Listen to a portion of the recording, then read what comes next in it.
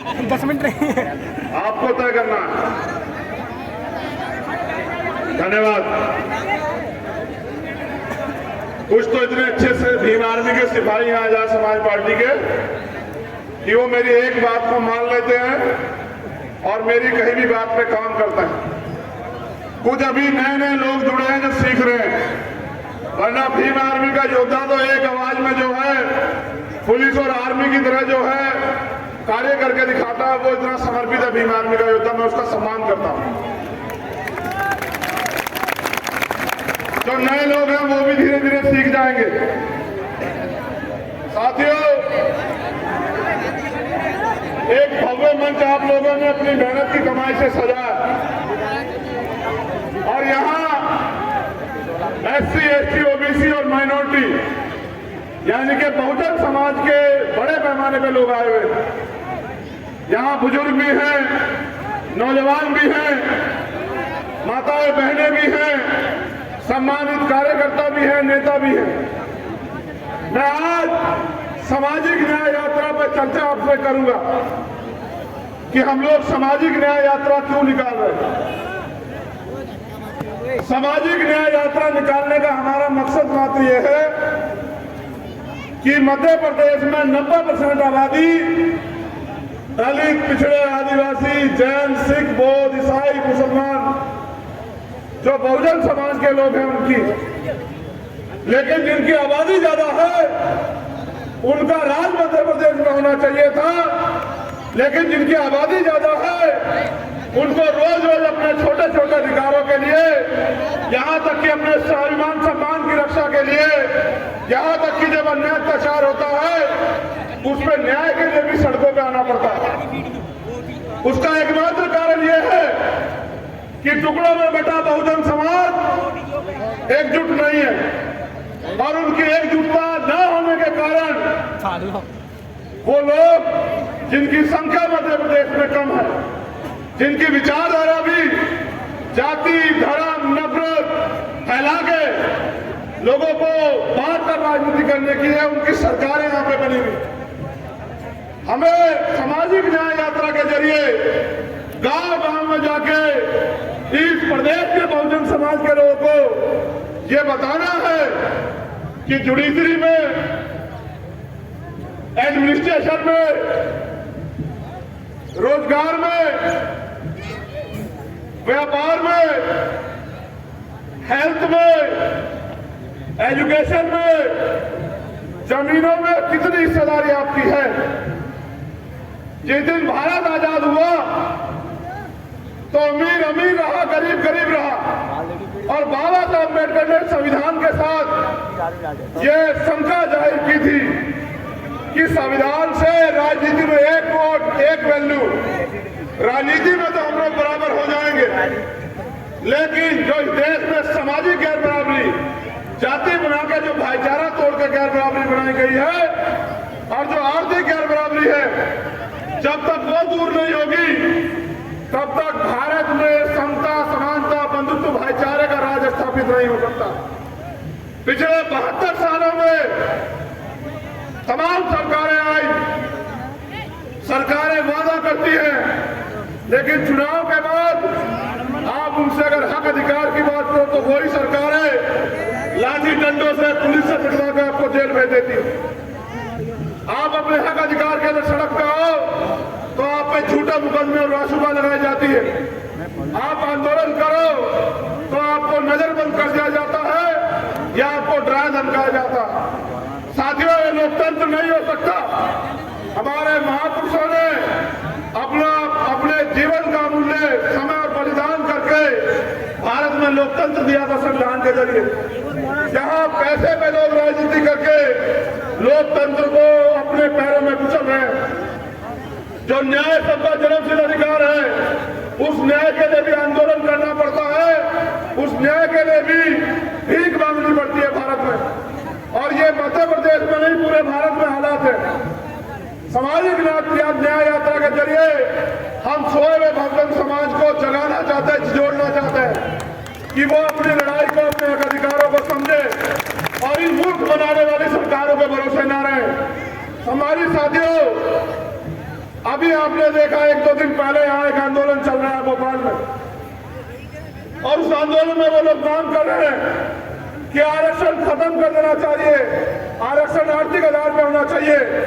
मैं उन भाइयों का बहुत बहुत धन्यवाद करता हूँ, दोनों हाथ जोड़ के धन्यवाद करता हूँ कि आपने ये आंदोलन करके मध्य प्रदेश के नहीं पूरे देश के दलित, पिछड़े, आदिवासी और जो अन्य धार्मिक अल्पसंख्यक है जो पिछड़ी जातियों में आते हैं उनको ये एहसास कराया कि आप कभी भी उनके हितैषी नहीं, आप हमेशा उनके अधिकारों को कुचलने का काम करते हो।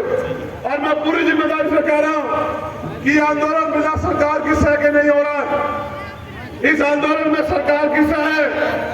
अगर हम आंदोलन करने आए थे पिछड़े ओबीसी मोर्चा के बैनर पे, मुझे एयरपोर्ट पे नजरबंद रखा गया 14 घंटे। मैं पिछले अगले आंदोलन में आया तो फ्लाइट कैंसिल करवा दी मुख्यमंत्री जी ने, लेकिन ये आंदोलन वहां चल रहा है और ये आंदोलन आरक्षण के खिलाफ है, हमारे अधिकार SC/ST एक्ट के खिलाफ है। और इस आरक्षण, इस आंदोलन को पुलिस सुरक्षा देकर करवाएंगे।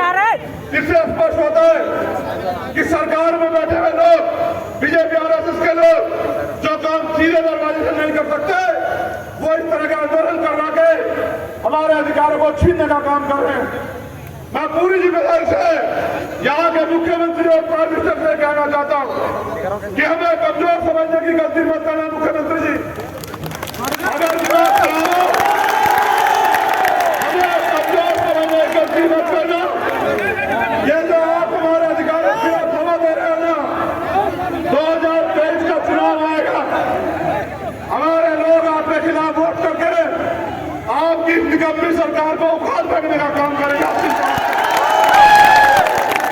ये जो पर्दे के पीछे से आप ये खेल खेल रहे हो, हम बाबा साहब अम्बेडकर के भी आज खेल के बाकी हम। और जैसे बाबू सुखलाल मिश्रा जी ने मुख्यमंत्री अर्जुन सिंह जी को हरा के उनको एहसास करा था कि लोकतंत्र में रानी का बेटा जो है राजा नहीं बनेगा, राजा वो बनेगा जो दलित, पिछड़े वर्ग का व्यक्ति, आदिवासी समाज का व्यक्ति, माइनॉरिटी का व्यक्ति मेहनत करेगा, जनता के बीच में रहेगा। वैसे ही शिवराज चौहान उनके सारे षड्यंत्रों का जवाब हम वोट पे दे देंगे। 12 तारीख को जनमुट्ठी वालों आपके अधिकारों के खिलाफ आंदोलन कर रहे हैं, आपको पति गालियां दे रहे हैं, यहाँ की सरकार हमारे यहाँ को जाति सूचक शब्द देकर अपमानित किया जा रहा है। 12 तारीख को आंदोलन है, 12 फरवरी को भोपाल में। मैं चैलेंज के साथ कह रहा हूँ मुख्यमंत्री जी को, हम ना किसी को गाली देते, ना किसी समाज के खिलाफ कोई बात करते।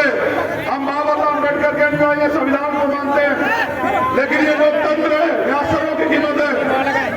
आप वोट लगा लेना, आप फ्लाइट कैंसिल करवा देना, आप ट्रेन कैंसिल करवा देना। भोपाल को पैरों से इतने पैर भोपाल में आएंगे कि भोपाल में पैर रखने की जगह नहीं। दलित पिछड़ों के अधिकारों के प्रति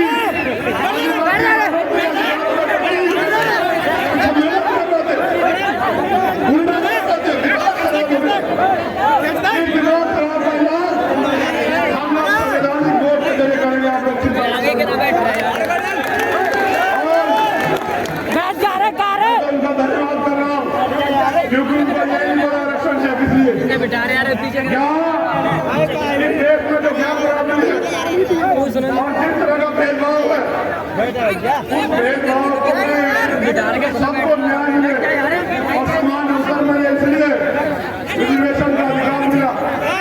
और ये अधिकार अब तो EWS के जरिए भारत के समान जाति के लोगों को मिला। फिर भी 60% आरक्षण लेके 40% में 90% लोग और 60% आरक्षण लेके हमारे खिलाफ, हमारा खाके हमें आप दिखाते हो। 12 तारीख को, 12 फरवरी को समापन दिवस में भोपाल में दोबारा लोगों से कहना चाहता हूं, आपके कंधों में बहुत बड़ी जिम्मेदारी है। चारों तरफ तमाम बने हुए नेता, एकमात्र संगठन जो दलित, पिछड़े, आदिवासी, माइनॉरिटी के हक अधिकार की लड़ाई को सड़क पर लड़ता है। क्या आरक्षण देके करोगे? ऐ मेरे ना समझ भाइयों को भगवान में बैठे हो, कौन सा आरक्षण हटाने की बात कर रहे हो? सरकार ने तो सरकारी नौकरियां वैसे खत्म कर दी है। ये मोदी गवर्नमेंट तो और ये डबल इंजन की सरकार तो वैसे सरकारी डिपार्टमेंट खत्म कर दी। कौन सा आरक्षण खत्म कराओगे? यार नहीं तो आरक्षण सुप्रीम कोर्ट ने 50% की कैप खत्म की है। जितनी जिसकी संख्या भारी उसकी हिस्सेदारी 100% आरक्षण लागू कराएंगे अभी देश में। याद रखना मेरी बात को। और आरक्षण के खिलाफ बोलने वालों साथियों, दिन में तारे दिख जाएंगे आरक्षण के खिलाफ विरोधियों को। आरक्षण ही देश में तब तक रहेगा जब तक ही देश में सामाजिक गैरबराबरी रहेगी, आर्थिक गैरबराबरी रहेगी, जाति के नाम पे, मूछों रखने के नाम पे, ढूंढ करने के नाम पे या सम्मान से जीने के नाम पे जब तक हत्या होगी आरक्षण रहेगा। और अगर आरक्षण में दिक्कत है तो करो पहले जाति खत्म। हम स्वागत पहल करेंगे तुम्हारी, तुम जाति खत्म करने की बात करो। जाति का तुम भी खाते हो और जो थोड़े बहुत अधिकार हमें मिले उनके खिलाफ भी लड़ते हो। सुधर जाओ, वरना ये संविधान के जरिए जब पिछड़े दलित आदिवासी माइनॉरिटी के लोग सरकार में आ जाएंगे फिर आपको इसकी कीमत चुकानी पड़ेगी। तो बहुत बहुत धन्यवाद। क्योंकि जैसे मध्य प्रदेश में तो यहाँ और मजा है तो आपके साथ कंधे से कंधा मिला के लड़ाई को लड़ रहे हैं, लेकिन आपने मुझे अपनी राष्ट्रीयवाद बनाया है तो पूरे देश में मेरी जरूरत है, मुझे जाना है। लेकिन इस उम्मीद के साथ दोनों हाथ खड़े करके मुझसे वादा करो। पहले बात तुम लोग वादा क्यों चाहिए तुमसे कि 12 फरवरी को एक ऐसा इंकलाब मध्य प्रदेश यानी के बहुजन समाज की राजधानी भोपाल में आएगा कि सरकार का तख्ता पलट हो जाएगा। वादा करो तो आप भागे की पूरी ताकत से आओगे। ना मैं आपको पैसे दे सकता हूँ, ना गाड़ी घोड़ा दे सकता हूँ, ना खाना दे सकता हूँ। स्वाभिमान सम्मान की लड़ाई है, अपने पैरों पे आना, अपनी जिम्मेदारी पे आना। और अगर कोई साधन ना बने तो 2 दिन पहले पैदल चल के जाना। लेकिन याद रखना समाज आपकी और मेरी तरफ देख रहा है कि कौन हमारे अधिकारों की रक्षा सुरक्षा करता है। उनका भरोसा नेताओं से हट गया है, उनका भरोसा मेरे वीर सपूतों पे, योद्धाओं पे, बहुजन समाज के। मैं दोनों हाथों से धन्यवाद करता हूं आज की सभा को जिन लोगों ने पूरी मजबूती से आयोजन कराया, जो समाज की न्याय यात्रा निकाल रहे हैं। मैं प्रशासन के लोगों से भी सहयोग के लिए धन्यवाद करता हूं, पुलिस के लोगों से भी, और उनसे अपील करता हूं कि भले ही हमारे नेता अभी विधायक MP ना हो, हमारी सरकार ना हो, लेकिन लोकतंत्र में इनके पीछे लोग बहुत हैं। आप इनको कमजोर समझ के इनकी बात को नकार मत करो, अन्य ताकतवर हो जाएंगे। आपको नौकरियां यही करनी है तो इनकी बात को सुना करो। ये सबके वाले बहुत बहुत धन्यवाद। माननीय राष्ट्रीय अध्यक्ष से और सभी सम्मानित साथियों से अनुरोध करता हूँ, आपकी मेहनत को धन्यवाद प्रदान करता हूँ और जाने के लिए चाहता हूँ। लेकिन माननीय राष्ट्रीय अध्यक्ष जी यहाँ है, माननीय प्रदेश अध्यक्ष जी यहाँ है और हमारे भीम आर्मी के प्रभारी राजस्थान अनिल जी और दिल्ली के प्रदेश अध्यक्ष हिमांशु जी यहाँ है। उनको सुने बगैर मत मिलना, ये मेरे मान सम्मान का मामला है। रक्षा करोगे नहीं करोगे बताओ? ऐसा तो नहीं वो यहाँ आएंगे तुम खाली कर दोगे?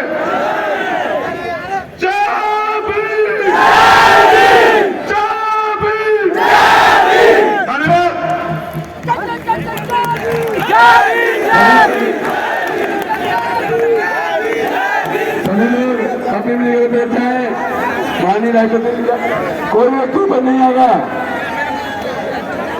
मैं निवेदन करता हूँ भीम आर्मी के राष्ट्रीय अध्यक्ष माननीय प्रियतम जी आए और अपनी बात रखें। भीम आर्मी राष्ट्रीय अध्यक्ष माननीय सुनील सिंह जी। शुक्रिया, जय भीम। मुरैना की जमीन इतनी कमजोर नहीं थी जल्दी हिलने लगे। भाई साहब कहेंगे कि आपने बैठने का स्थान भी छोड़ दिया। अभी तो असली बात आपसे करनी है। भाई साहब तो वो बता के गए हैं जो उनको करना है, मैं वो बताऊंगा जो आप लोगों को करना है। साथियों फूल वही छुपाता है, ये मुरैना की सरजमी तो है, क्योंकि ये लाइनें बहुत पुरानी है, लेकिन मुरैना की जो चंबल की भूमि है ना उसका पूरा सूट करती है कि फूल वही छुपाते हैं जो घाटों से टकराते हैं। फूल वही छुपाते हैं जो घाटों से टकराते हैं। अधिकार मांगे नहीं जाते, अधिकार तो खिले जाते हैं। मैं चंबल की सरजमी को नमन करता हूँ, नतमस्तक करता हूँ, जय भीम कहता हूँ।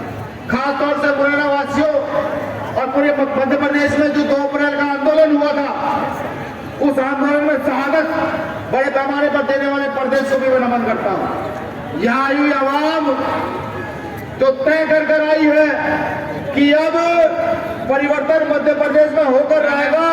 आपको मैं सलूट और नमन करता हूँ, नमन करता हूँ सब साथियों को तो यहाँ है। इस लड़ाई को मजबूत पूरे देश में कर रहे हैं, बाहरी प्रदेशों से आए वो लोग उनको भी।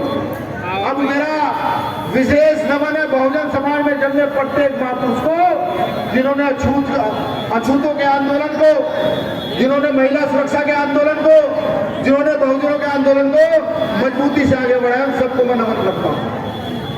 साथियों जब हम आ रहे थे तो बहुत जोर जोर से हम भी नारे लगा रहे थे, आप भी नारे लगा रहे थे कि रोजी रोटी दे न सके जो वो सरकार निकम्मी है, और जो सरकार निकम्मी है वो सरकार बदलनी है।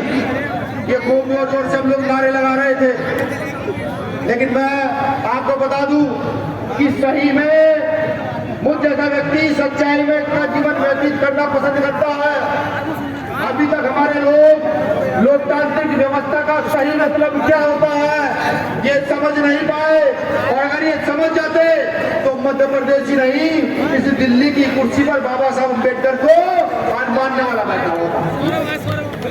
बाबू जगदेव प्रसाद कुशवाहा ने जिस काम को 90% बताया, साहब मान्यवर काशीराम साहब ने जिस कौम को 85% बताया, वो कौम ना जाने क्यों मांगने वाली कौम बनी रहती है। बुरा मत मानेगा, सच्चाई है। ये सारे बापूस उस कौम को देने वाली कौम बनाना चाहते थे। इतनी भव्य समाज होने के बावजूद भी हम लोग आज ना जाने क्यों पिछड़े हुए हैं। इसका मकसद और इसका मतलब ये दोनों चीजें मध्य प्रदेश और मुरैना के लोगों को समझनी पड़ेगी। बाबा साहब अम्बेडकर संविधान में लोकतंत्र लेकर गए, और लोकतंत्र में वोट की कीमत लेकर के गए कि वोट क्या है, और यह भी कहकर गए कि ये वोट वो है कि इस वोट की रक्षा ऐसे करते जैसे आप अपनी बहन बेटी की रक्षा करते। आप खुद सोचिएगा कि हमने इस वोट की रक्षा सन 1950 के बाद कितनी बार मजबूती से की है, ये खुद सोचिएगा फिर जाकर। और अगर आप एक बार इस वोट की रक्षा करके अपने मताधिकार का सही प्रयोग करके इस देश के अंदर अम्बेडकरवादी व्यवस्था के लोगों को स्थापित कर दे तो मैं लिख कर दे देता हूं। लिख लीजिए, ये देश हित की बात है कि इस देश को सोने की चिड़िया बनने से कोई रोक नहीं पाता।